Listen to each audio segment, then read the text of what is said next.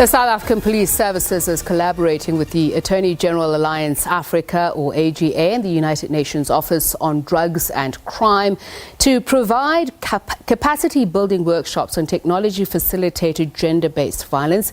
AGA organizes workshops, seminars and conferences globally aimed at sharing knowledge, experiences and training to develop and strengthen both the human and institutional capacity required to combat transnational crimes. AGA prosecutors and facilitators from across the US, together with UNODC representatives, have been hosting daily workshops this week in Johannesburg. This is ahead of the start of 16 days of activism for no violence against women and children. That starts from the 25th of November to the 10th of December. That's every year. Joining us now tonight to discuss the partnership and campaign, Major General Bafana Linda from the SAPS, who is sitting here in the middle, Kim Robinson from the Attorney General Alliance Africa. To my right, Melba Pearson of the American Civil Union Liberty of Florida. Furthest to my left, this is On the Record. A very good evening to you, and thank you very much for joining us. Good evening. Good evening to you. Major General, perhaps I should start with you. Why is South Africa still ranked amongst the highest just in terms of statistics of gender-based violence? One have to remember that this is a global problem. It's not that only South Africa are having this problem. This problem is all over. But South Africa is focusing on it more, as His Excellency has announced that there should be an action plan that has to be derived and also to deal with these matters. Yes, these matters are happening, even though we have some other successes that we are having. But at the moment, this is a very big elephant that we are battling with. Major General, with due respect, I'd have to disagree with you. To sit here and tell us that the reason we are amongst the highest ranking in the world on gender-based violence is because we are tackling it head on is simply untrue. The president had to pretty much be cajoled into a summit because of protests, because of the high incidence of gender-based violence. Recently, we've paid more attention to it, but that doesn't answer the question, why are we still amongst the highest ranking? We are the fourth highest ranking, if I believe it, in terms of femicide. Why is that the case? Let me give you a straight answer. We have a sick society. This problem is happening within our own environment. These crimes are happening within the closed doors. These are crime within the dark alleys. I agree. We have crisis, but we are dealing with it now. What makes this time more different? Women have been dying, children have been abused, raped. I mean, the headlines tell you a terrifying story of the lives of vulnerable societies in South Africa. And in this case, we're talking about the disproportionate violence meted out to women and children. Well, what is different recently, the outcry by our civil society to say enough is enough, then it tells us as the civil society ourselves, as government, to say it has to be business unusual. Things have to change. And things must be done differently. We can't take it normal any longer. There's a reason why there has been a lot of instructions given to say we need to do it differently, because all other plans we had in place, it did not yield much result, even though it was minimal. Now we have to up our game and do things business unusual, and also work together as well.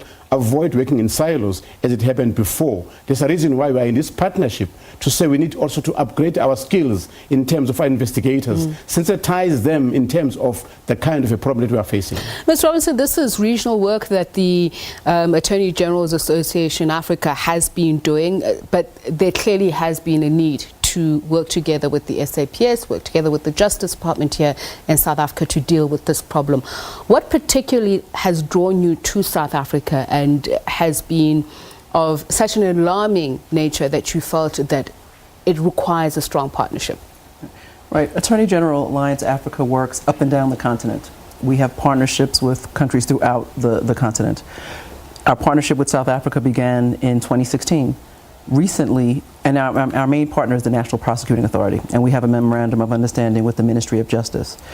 Recently, South African Police Service came to us and said, we want training on gender-based violence, where gender-based violence is intersecting with the misuse and abuse of technology, hence this workshop. So As been noted, it's a global phenomenon. The issue in South Africa is particularly acute.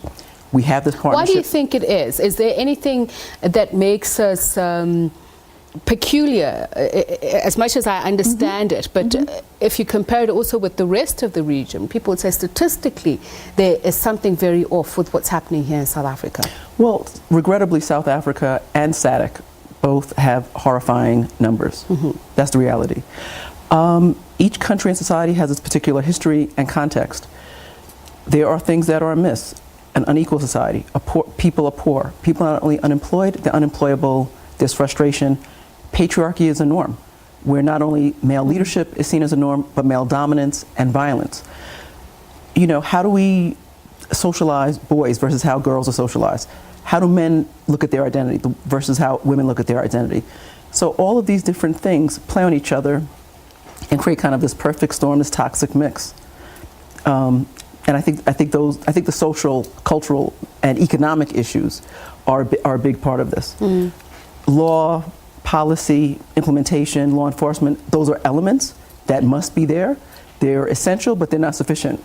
It's got to be a multi-pronged approach to deal with this issue in the long term. So we'll talk about technology facilitated violence in just a moment, but perhaps let me just hear from you, Melba, just in terms of US-South Africa relations. You obviously have your own socio-economic circumstances that are either push-pull factors for the incidents that you see in the US and perhaps specifically where you come from.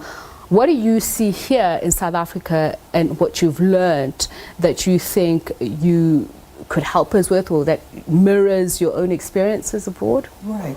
So again, thank you for having me. I'm actually here in my personal capacity because I feel so strongly about gender-based violence. I did a lot of this work as a prosecutor in the United States, in the state of Florida. And there's not that much difference between the reasoning and the drivers between domestic violence in the United States and the domestic violence here. Much of the root is toxic masculinity, where men are of the opinion that they believe that the woman is their property, that a woman is less than, and does not deserve the same or equal respect as men do.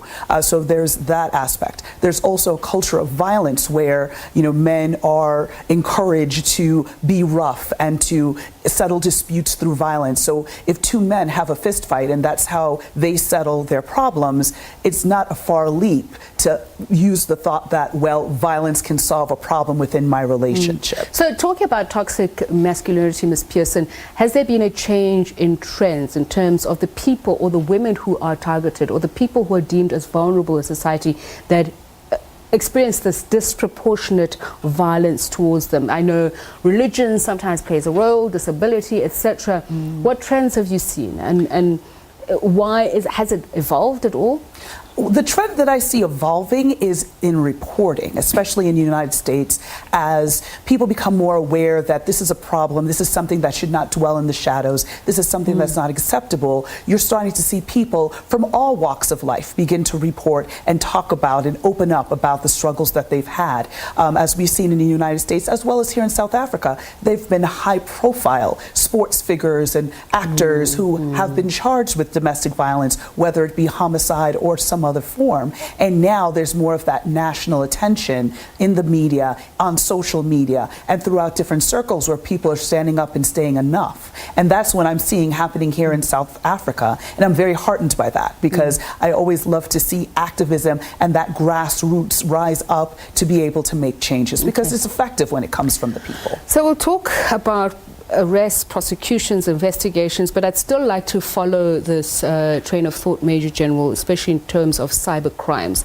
The advent of social media has brought it more to our attention, and I was actually thinking about the term of, what is it called, revenge porn, and how some say even the categorization thereof is off the mark in terms of it fails to really bring to the fore how people are victimized. What have you seen here in South Africa, as in what has become new to us that you should seek help from our US partnerships? Well, we are now living in the fourth industrial revolution, which means that people are on cell phones, people are on social media, and they also post the pictures innocently so, posting also personal particulars to these social media, whereby that information also gets circulated very wrongly, where no one have the control of. So hence, we seek to upgrade our skills in terms of our investigators in order to curb such kind of crimes, because it's now going on and on and on, and it's more people are. The more scary part is that now we have our children who are in this cyberspace more than ourselves. Now it becomes a lawless world as you look at it, because now that's where the pedophiles and the paraphilias are also now they're preying on the innocent victims, more so being children. We've seen also women being trafficked through the social media because they've been promised some employment, and through the social media they get trafficked for different reasons. Some for drug trafficking, some trafficked for sexual... In fact, I think there's a case now in the news about Chinese nationals who have been arrested. I think more than 100 victims were found within their possession, so to speak. You're very correct. On that one is the smuggling of people within the country, which are undocumented. Out of 150, only 149 were documented, and they were forced in a certain factory where they're locked up for 24 hours, 24/7, not be able to go out. Automatically then that is also looking at the cheap labor on them. So we're seeing more of this trafficking being happening within the cyberspace. I always call it, it happens online and end up offline. So, Ms. Robertson, Major General used the term innocently in some cases, and I think perhaps that is part of the problem, that people can get away with that, what you call technologically enabled sexual abuse or harassment. As I mentioned, the issue of revenge porn. Some say even that terminology itself is problematic. What have you learned just in terms of cooperations with various organizations, your experiences of how people use technology to abuse others, even assiduously in some cases? Right. I mean, my take on when the Major General mentioned innocent, meaning most of us, we simply use our phones. We use our Fitbits. We use our GPSs. We use our smart TVs, wholly unaware of the kind of information that's being harnessed and how easily it could be manipulated and used. So I think that's where the innocence comes in. In terms of the partnerships, we work against transnational crime. Because crime has no borders, the relationships to fight crime can have no borders. So that's why we work transnationally and we develop these relationships. The skill set, it's really, and the capacity around it and resources around it, it's sharing experience, sharing knowledge, so that we're on the side and we're organized to be able to combat those people who are misusing and abusing technology.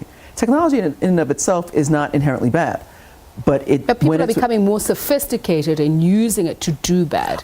Oh, absolutely, which presents an onus on us. Those of us who are on the other side, advocates for women, advocates for justice, we need to up our game and understand. And one thing that came out was that we don't have to be technological experts or software developers to understand this, but we do have to dig deep and understand and learn. Otherwise, we won't win the battle.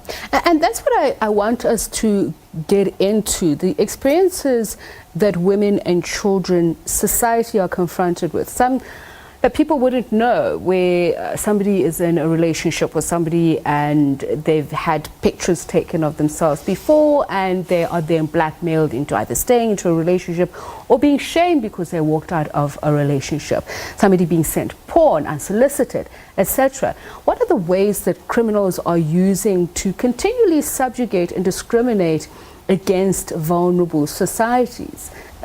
They're getting quite inventive. That's basically what I'm saying. And we hear about it every now and then. And sometimes people don't even know that they are being abused, that they're being targeted. Absolutely, absolutely.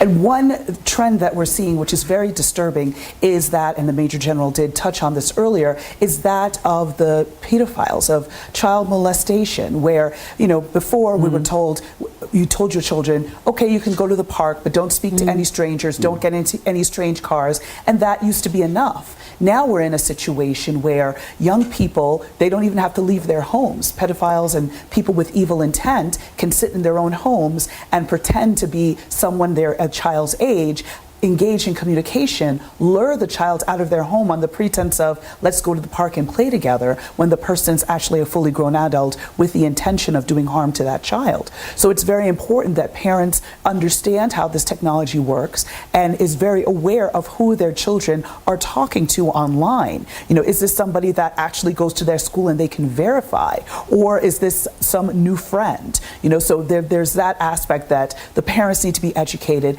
as well as our law enforcement. And the program this week, we've really done a deep dive onto how these different platforms work, how to go and seek out the IP addresses where these people are located, so then you can go and obtain the evidence needed for a successful prosecution. So the goal is to make sure that the officers and the prosecutors that attended have the tools to be able to successfully investigate and prosecute these cases. Is there a way of predicting who is likely to abuse cyberspace, or any kind of way to victimize people? As in, is gender a predicator? Is age a predicator? Is there a way of being able to identify when people are rendered vulnerable or people who misuse technology? Just from the US experience, and how have you been able to deal with the prosecutorially as well? So there's no way to predict who's going to commit a crime, unfortunately. And basically what it comes down to is vigilance. If you are in a relationship and someone then tries to shame you, and of course, and you are right, revenge porn is not the best term, it's more of that using of illicit, intimate images. And someone is trying to harm you in that manner, you have to know that what you did by initially having that picture taken is not wrong. Because I think there's that level of shame, and that's why people don't report. And when things are done in the dark, they're allowed to flourish. And so the way is to name and shame and make sure that victims feel empowered and supported to be able to come forward and tell their stories and be able to bring people that do this to justice. And the same thing with people who are offending against young children. There's no way to necessarily predict that, because all of these crimes cut across racial borders, wealth, ethnicity. None of those things are indicators. At the end of the day, is if somebody is doing something wrong, making sure that victims feel empowered to report, and that victims are able to transition from being victims to being survivors, and being able to educate others and support others as they overcome their ordeal. Yes, Major General. I do want to mention that we need to bear in mind that crime is opportunistic. More so on children. The challenge we have as the police is the access to internet without parental supervision. Are you talking about cyberbullying, for instance? That's correct. You have your cyberbullying on there. And number two, there is also part of grooming. That these pedophiles, they first groom the children. They befriend them, and in the process, and it leads to them to make them their victims. But what about cyber stalking? That is almost somewhat premeditated, though, isn't it? You identify a victim and you continue to harass them. That's correct. It's also on the social media. Somebody picks you up on social media and say, hi, how are you doing? You start responding, hey, you look beautiful, and this and that, and sees your pics. And then that's also grooming. At later stage, then it carries on and on and on and on. To just piggyback on the point about empowering the victim, I think part of empowering the victim is that victims have to feel confident that their cases are going to be identified properly, investigated, and prosecuted.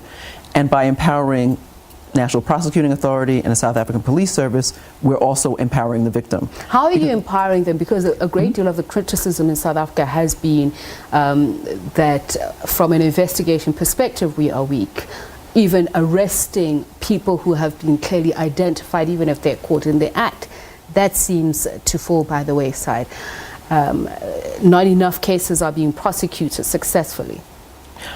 You know, I'm not in a position to talk about the implementation of policy or law by the police, but I'm or just by saying national, what help. but those are realities. What we're doing is saying, okay, the SAPS has identified a gap.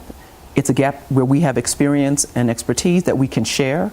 So coming out of this process is not about academic theory. I understand these cases. No, it's about, well, how do I take that knowledge and information from our trainers who are experienced practicing prosecutors and advocates, and giving through an interactive process of training the police and the prosecutors tools that they can use.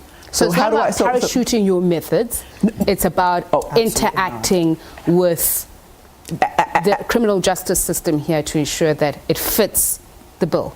Absolutely. So first of all, there are, obviously the delegates are all local, but we also have local expertise in the room to ground this in a South African context.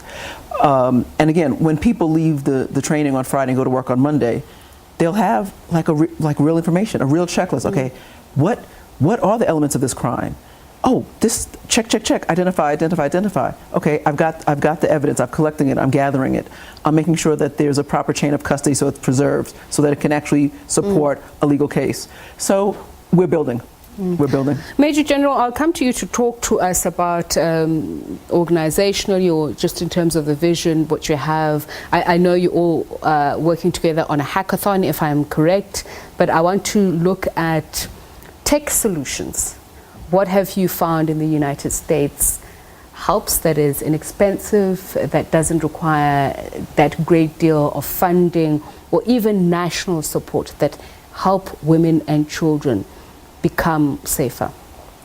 So from a safety perspective, number one is awareness. Because if you don't understand that there's a problem, you don't understand that someone can target you, or you don't understand the signs that you're being targeted, already that's a problem. So making sure we build that awareness. Also, we've developed partnerships with different technology or based organizations that can assist in doing that investigative work, doing that deep analysis of a computer. So you may not necessarily need to have a forensic expert in-house. There are other organizations like NECMEC that's based in Alexandria, Virginia, that does this type of analysis. So that partnership is definitely valuable. And also partnering with other community organizations, victim rights groups, women support groups, so that women or any victim, whether it be male or female, has a place to go for resources, and destigmatizing what is happening. So if you are a victim, there's nothing wrong with you. You did nothing to ask for it. You did nothing to deserve this. You are truly a victim, and as a result of that, we need to help you, surround you with services,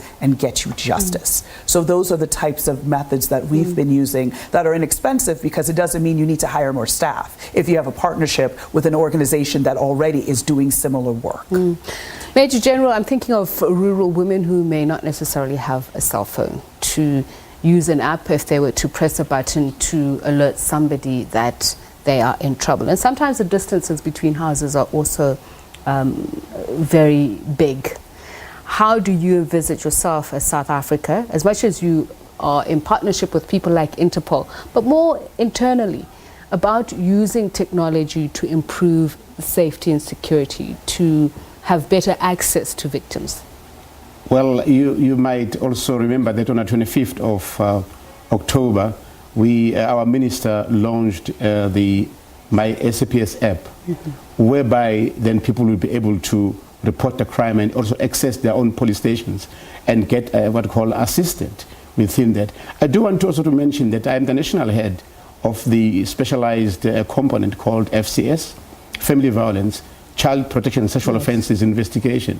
We do have 185 units in the entire country. And since we are dealing with gender-based violence, we have seen a number of serial rapists being sentenced into multiple life sentences. So by getting more knowledge in terms of technology from our counterparts from USA, it will improve ourselves in terms of what else can we do more so that now most of the people are on cell phone. I think I recall it's the Department of Social Development that launched an app, I think it's called the Robot app, to even help people who may not be aware that they are straying onto dangerous ground, just in terms of sexual harassment. The manner in which you speak to colleagues at work, or even the proximity you may have with somebody in a social space. Do those kind of campaigns work, including 16 days of activism? People often complain that we do this year in, year out, with no tangible results. I happen to disagree. The reason why we're seeing the more numbers increasing is because of the awareness campaign. When you do awareness campaign, you will find more cases being reported, because people now, they know where to report and what to report. All the time you go to awareness campaign, somebody's going to come and pull me aside and say, General, I am a victim. I did not know how to report this one. Now that you are here, then I'm happy. Can you give me your number? How can I report this? So the awareness campaign, it brings more.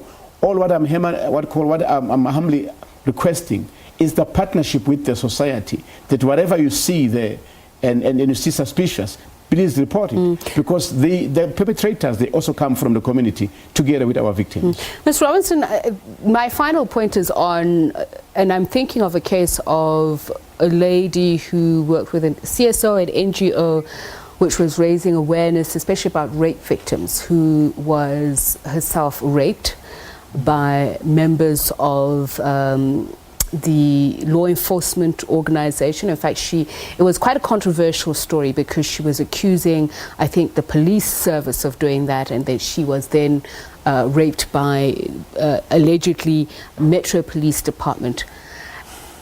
The point is, feminists or feminist organizations who bring this to the fore are themselves targeted. How does society even protect those people who are trying to stem these kind of incidents? It's an untenable situation. It's a horrible and horrifying and unjustifiable situation. I mean, I don't know that, I think the question you ask could be just broadened. I mean, just sort of general, how do we create a society where violence against women, is not a problem. And where speaking out is not a problem, whistleblowing is not a problem, and violence isn't seen as a way to retaliate. It's bigger than just that one horrific case you brought up, and I think it's addressing, these various issues in the society: the social, the patriarchal, education, culture, law enforcement. If there are four legs to a table, this is one leg. The table's not going to stand up on one leg. These other issues have to be addressed as well. And that's a great note to leave it on. Thank you very much to all of you. Unfortunately, I wish we had more time. Major General Bafana Linda from the SAPS, Kim Robinson from the Attorney General Alliance Africa, and Melba Pearson of the American Civil Union Liberty of Florida. This has been On the Record.